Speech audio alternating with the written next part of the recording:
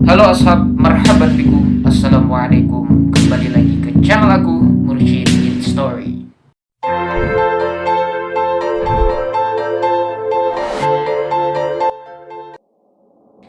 Oke ashabi, hari ini aku mau berbagi cerita yang baru lagi. Setelah kemarin kita berbagi atau sharing hal-hal yang dilarang ketika kita masuk ke pondok. Itu apa aja barang yang terlarang yang kita bawa, apa yang tidak diharuskan kita bawa. Nah, hari ini aku mau berbagi pengalaman tentang culture shock aku ketika pertama dan awal-awal aku masuk pondok. Of course, all of my friends get this thing too. Jadi semua orang yang masuk pondok tuh pasti merasakan hal ini. Jadi ketika teman-teman mau masuk pondok tuh jangan sampai kaget melihat keadaan, melihat situasi, melihat aktivitas yang kita belum pernah lihat di rumah. Ketika masuk pondok, wah, this is my first time entering to the pondok.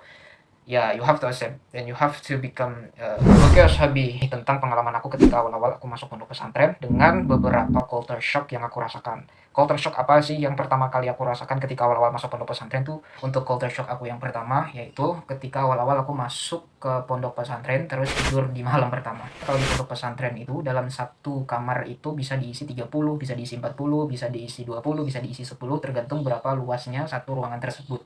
Jadi untuk tidur pun untuk pondok yang emang standarnya pembayarannya cuma dihuni untuk one dormitory for togetherness, jadi kita tidurnya pun juga bareng-bareng gitu.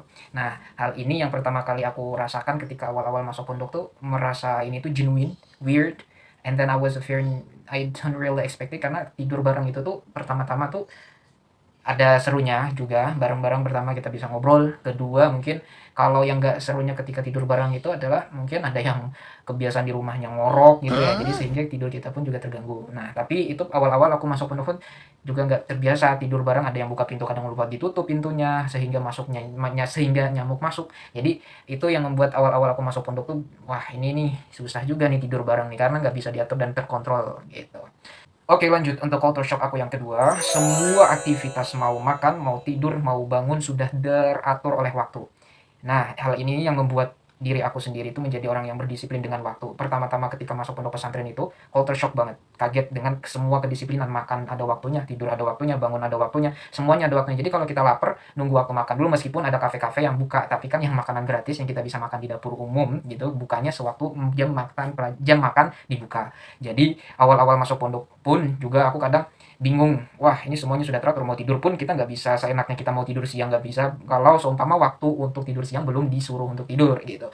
Jadi hal ini yang membuat awal-awal aku masuk pondok tuh kayak, waduh, ini nggak terbiasa dengan hal ini ya, karena kalau shock aku di rumah biasanya tidurnya kapanpun aku bisa, makan kapan aja aku bisa, mau bangun pun juga kapan aja aku bisa. Tapi dengan adanya management time make me become a disciplined person, jadi semua yang teratur di dalam pondok pesantren kemarin itu membuat dan membentuk diri aku tuh untuk mau berdisiplin dengan waktu. Oke, lanjut untuk culture shock yang ketiga. Untuk culture shock yang ketiga, makan menggunakan tangan meskipun makanan itu ada kuahnya. Jadi awal-awal aku masuk pondok pesantren itu mungkin biasa membawa sendok, membawa garpu, membawa apalah yang bahan-bahan makanan. Tapi lama kelamaan aku melihat garpuku sering kadang lupa aku bawa, kadang lupa ini, jadi bingung gitu. Jadi awal-awal tuh aku kaget juga, oh kok banyak ya orang-orang yang nggak makan pakai sendok juga, ada yang pakai tangan aja langsung, ada yang menggunakan piring langsung ditaruh di mulut, dijadikan tempat menghirup kayak kita ngirup mie gitu ya. Nah itu awal ketika kita becoming another native link. Oke, lanjut untuk culture shock aku yang keempat. Ini agak aneh juga nih. Biasanya kalau kita mandi itu kan biasanya pakai sabun nih. Tapi kadang-kadang dengan manajemen waktu membuat kita harus berdisiplin dengan waktu, sehingga antriannya pun juga panjang.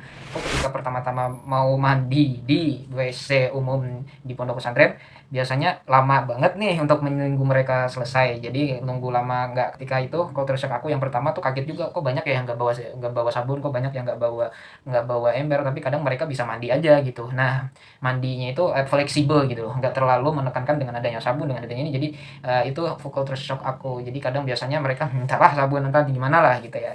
Kadang sabunnya juga open inside of the bathroom, jadi kayak make me feel confused. Lanjut untuk culture shock aku yang kelima. Untuk culture shock aku yang kelima itu adalah bahasa. Wah, bahasa itu pertama-tama aku nggak bisa menggunakan bahasa Indonesia yang baik dan benar. Tapi umum kebanyakan di pondok pesantren itu semua daerah bercampur jadi satu. Ada yang dari Jawa, ada yang dari Kalimantan, ada yang dari Sunda, ada yang dari Papua, ada yang dari Manado. Semua menjadi satu. Nah, culture shock aku yang pertama membiasakan hal itu dengan bahasa yang aku punya. Menggunakan bahasa Indonesia itu susah juga gitu. Jadi inilah yang membuat kita tuh menjadi challenges banget for learning a lot of languages and other activities from the diversity in Indonesia gitu.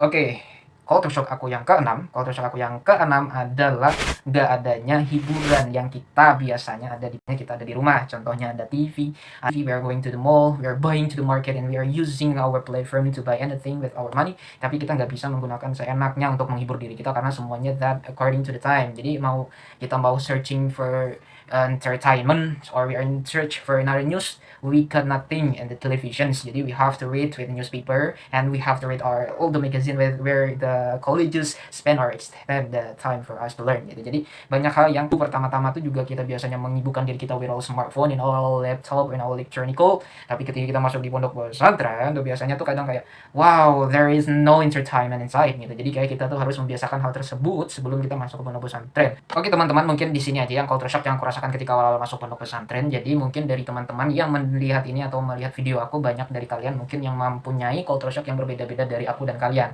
Mungkin kalian cukup komen di bawah aja apa sih culture shock pertama-tama kalian ketika kalian masuk pondok pesantren, sehingga kita bisa berbagi pengalaman dan cerita banyak tentang culture shock kita selama berada di pondok pesantren.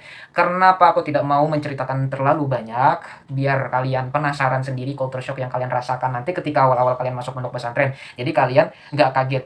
Kenapa aku cuma ngasih tahu 5 atau 6 culture shock yang generally the people feel. Kenapa? Karena umumnya semua yang bakalan mereka rasakan agar kalian terbiasa dengan hal tersebut, become not weird gitu loh. Jadi we have to focusing in our method, just learning and doing the things. We have to get our goals to make our mom and father proud of us gitu aja lah. Jadi intinya kita nggak usah terlalu memikirkan dengan culture shock, karena itu adalah tantangan buat anak-anak pesantren. Cerita baru kita, cerita sama-sama.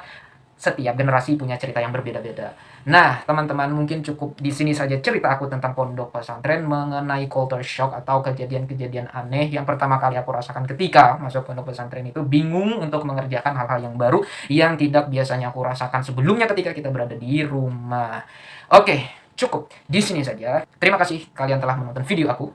Sebelum aku menutup konten aku hari ini, aku mau berbagi motivasi dulu nih. Apa nih motivasi kita hari ini?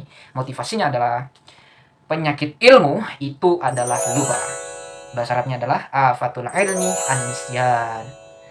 Oke teman-teman sekalian, cukup di sini saja channel yang aku suguhkan untuk kalian. Semoga bermanfaat dan menjadi cerita bagi kita untuk rethinking what we have done in pondok pesantren. Jadi jangan sampai kita melupakan hal-hal yang unik, hal-hal yang cultural, become immediately, generally, and become our experiences in the outside. Ya sudah, ini aja. Jangan lupa untuk comment di bawah, subscribe, like, and share to another friends who wants to see my videos. Okay, thanks for your watching, and the last I see you. Wassalamualaikum warahmatullahi wabarakatuh.